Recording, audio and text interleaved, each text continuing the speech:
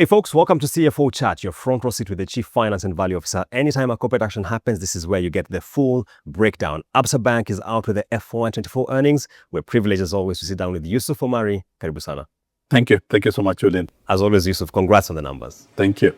Let's start from here, Yusuf. So I was looking at the cost of funds, which seems to be the story for this year. And you rejigged your deposit book. But when I looked at your interest expense, I thought it was a bit outsized, 30% up. Given the rejig you did on the deposit book to try and cushion that, shouldn't we have seen a leaner expansion on that side? Yeah, a very good question. Last year, we look at the trend. We saw significant increment in the interest rate environment. And of course, the depositors' demand for a better return. And it reached a point where depositors were voting by their feet, literally. And so you'd see a depositor comes, they have, their chunk of deposits, and they're literally, going through like an auction process. Which bank is going to give me the highest, rate? The highest bidder. Yes, the highest bidder, of course, gets that business. So it's proper for me to say that most of the banks, if not all, will show an increment in their interest expense. And we've seen it. Yeah, so that will definitely come through. So it was more to do with how do you cushion a massive jump in interest expense. So if you look at our financials today, our cost of fund has increased by 160 basis point to 5.1%, average cost of funds for our book. The point I would say is if we had not done the interventions that we put, that 160 basis point growth would have actually have been much, much higher. And so what we did is we increased our customer numbers during that period. We restructured our deposits with a lot of emphasis on transactional deposits, shied away a bit on term deposits, which then would have meant a much higher cost of funds. And through that, we're increasing the customer numbers, but then also making sure that you're giving your customers an array of services where they don't need to move their funds, to other institutions.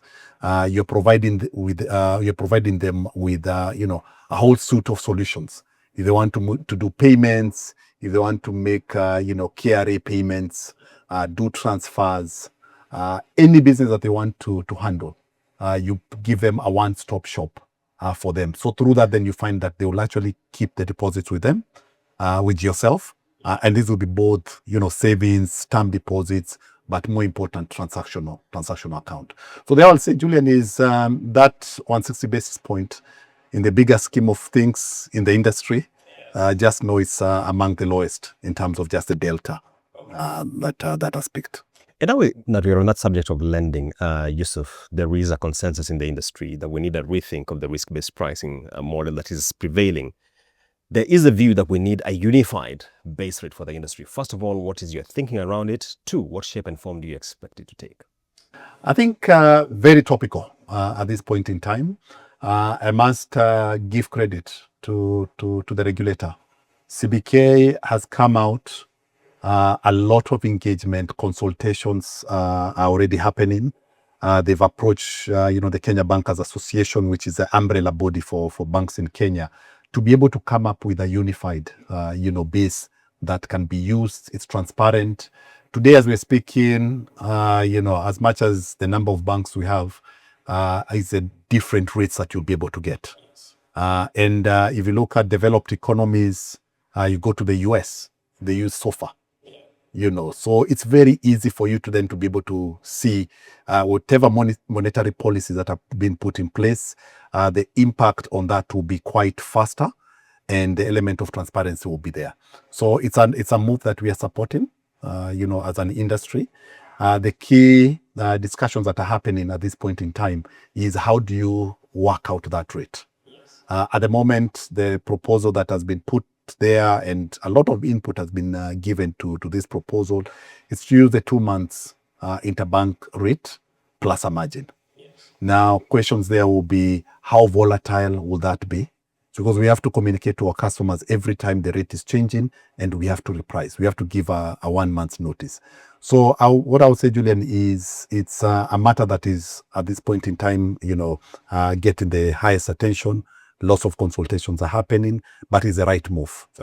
Yeah, and I'm just hoping that we'll be able to conclude with something that will be actually beneficial to customers in the first instance, and then generally also to the economy, because it needs to be something that is transparent and it's looking at both sides. On one side, the shareholders, the investors, the providers of the capital, and on the other hand, our customers, who should be able then to have a very nice, seamless process of knowing, their prices.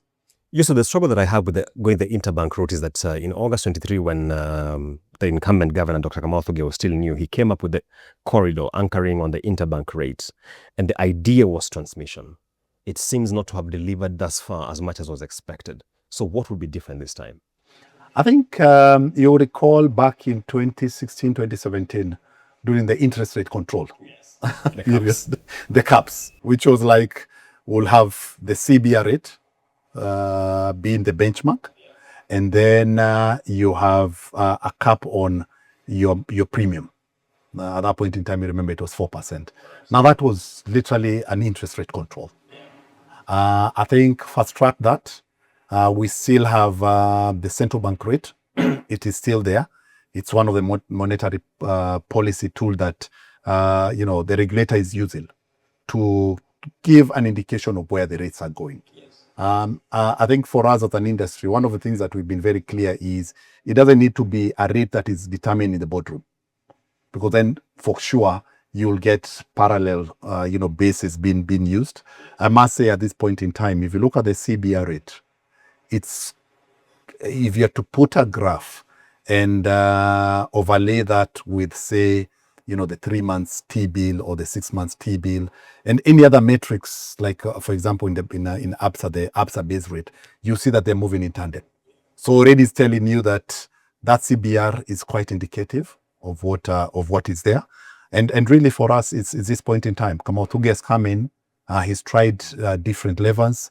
At the moment, we are all of us, in consultation with the regulator to make sure that whatever we then roll out will be able to work with for the both sides of the coin.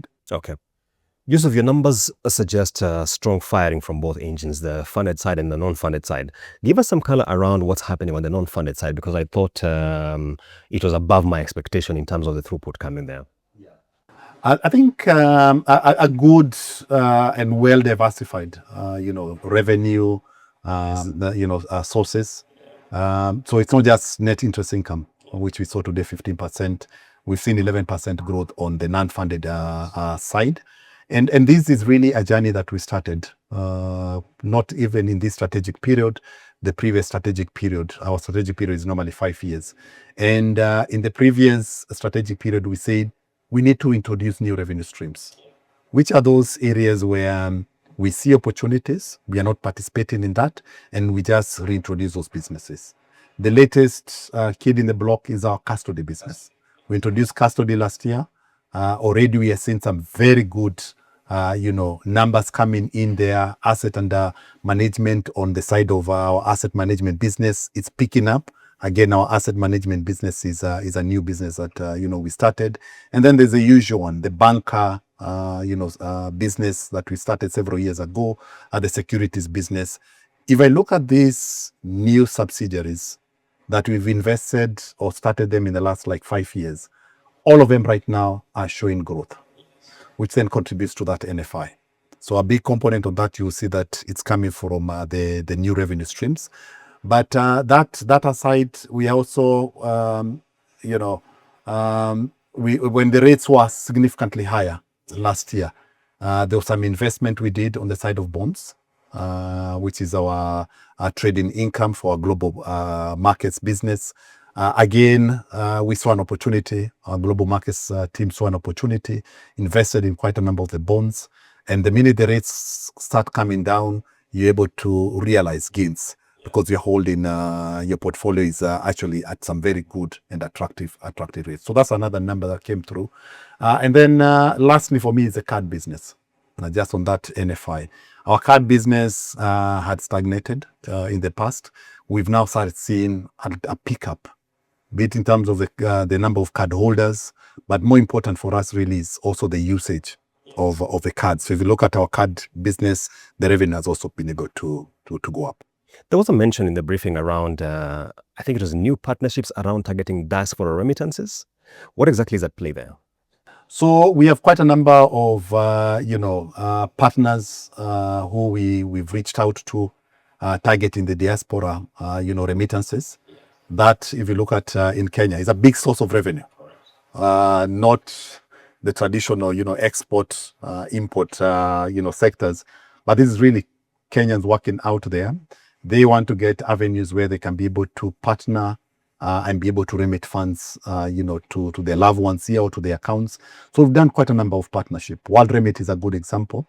We've partnered with them.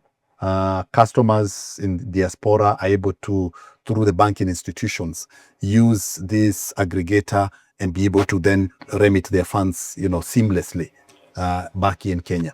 So that's what we've done. World Remit is a good example, and we have quite a number of other pipeline partners that we are already getting into agreements. We are doing system integrations to just make sure that that's possible. Okay. Yusuf, when I looked at your top line pretty strong, bottom line pretty strong, I would have expected a lot more on the dividend side. $1.75, we are not complaining, but we just say that given this kind of performance you have turned out for F2024, Yeah. I mean, surely the payout I thought could have been larger. The increase could have been more than 13%, considering what we are seeing also from peers. Julian, I always say this. Whenever we declare dividend, we have quite a number of criteria that we use. So we've gone out, we've communicated our policies on dividend payout ratios to our investors. And we always say 50%, above 50% payout ratio is what we always targeted. So whatever profit we make, 50 goes out, and then we leave the other 50 for investment to be able to support the business. But then 2024 was a very unique year in the industry. You saw the graph that we shared today. The growth in lending, not the growth, the drop in lending. It just contracted. It contracted by November, it was actually -1. Yes. So it already tells you that for this year, the demand for capital will be much higher than what we've seen in 2024. So you don't want to use the 2024 financials to pay out significantly. And then this year, when we really need to ramp up on the assets, which is the capital demand, we find that we are constrained. So that's one. I think the second component on this one is to make sure that it's a sustainable dividend payout. If you look at our dividend per share over the years, I can't remember a time when that dividend went down. Yeah. So we always set a level, a floor where we say, if it's 1.35, for the future, it will always be going up. So you don't see our dividend up and down. Last year it was 1.55. This year is 1.75. And so the element of consistency comes through so that our shareholders can sit back and say, as a minimum, I know I'll get maybe 1.75. Last year, as a minimum, I know I'll get 1.55. So there's an element of consistency. And then from a shareholder perspective, it's always to say, what is your return? Yeah. So you're getting a dividend yield of 10%. Is that a good return? Absolutely. Well, that's debatable. And we can compare in the industry. We can compare in the industry. That's how you'll be able to appreciate. That's a good yield. 10% dividend yield. That's good. But then more important to a shareholder today, you have a capital appreciation of your stock of 47%.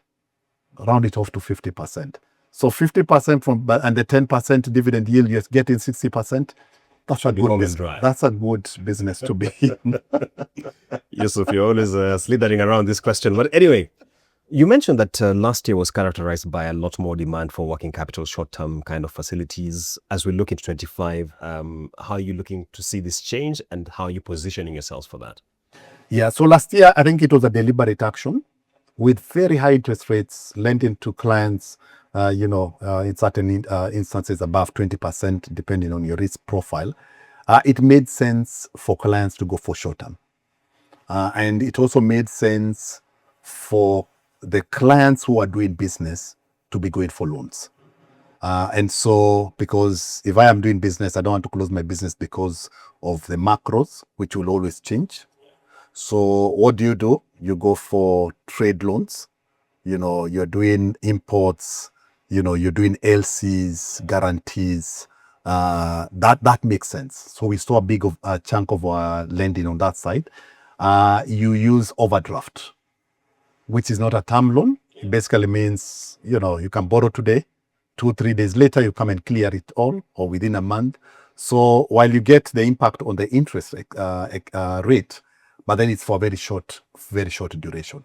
And then for the retail, the consumer business, the customers also decided, you know what, it makes sense for me to go for things like payroll loans. It makes sense for me to go for these digital loans. It makes sense for me to go for anything you call short term, all the way to 1 year, so that the impact on the rate is not huge. It was not the right time to buy a car. If I was to look at it from that perspective, because then it's very expensive and that's a term loan.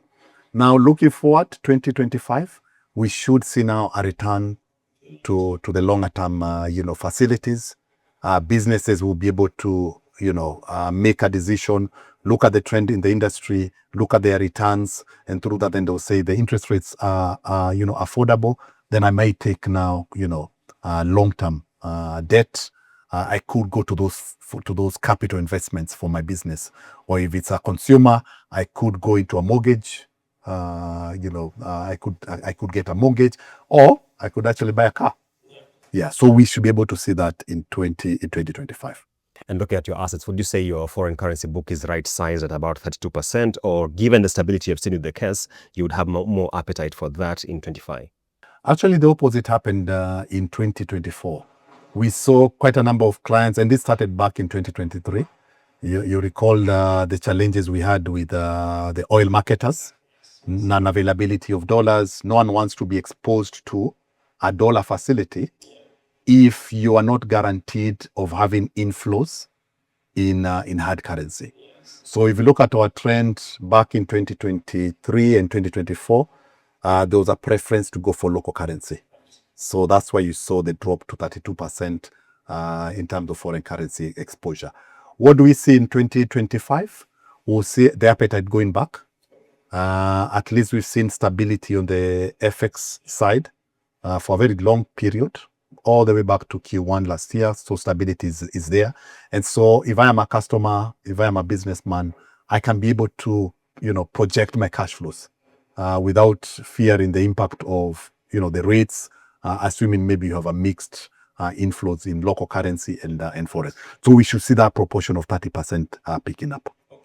And on that point, one of the traits that I'm seeing in bank numbers is that a lot more banks are taking exposure on this government-to-government arrangement in terms of sourcing of petroleum product. I'm curious as to ABSA's exposure on that side. We are supporting, especially on the side of confirmations of all of these LCs. So the banks, the banks which have really gotten quite a number of these these deals. At any one point in time, you need a confirming bank. Yes. So we are playing a role on that side as well. But the key question really is, at this point in time, will this still continue?